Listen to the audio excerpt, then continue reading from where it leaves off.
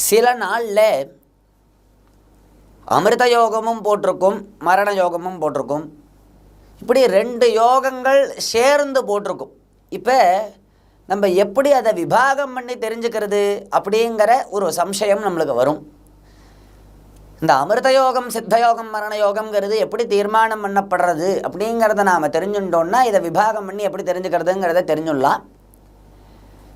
கிழமையும் நட்சத்திரமும்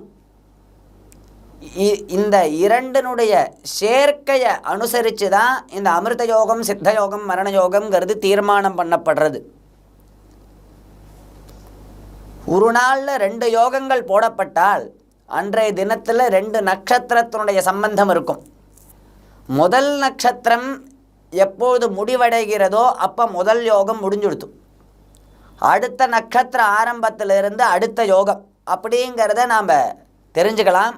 இப்படி தெரிஞ்சுண்டு நம்மளுடைய ஒரு செயல்களை புதியதாக நம்ம தொடங்கக்கூடியதான செயல்களை நம்ம பண்ணலாம்.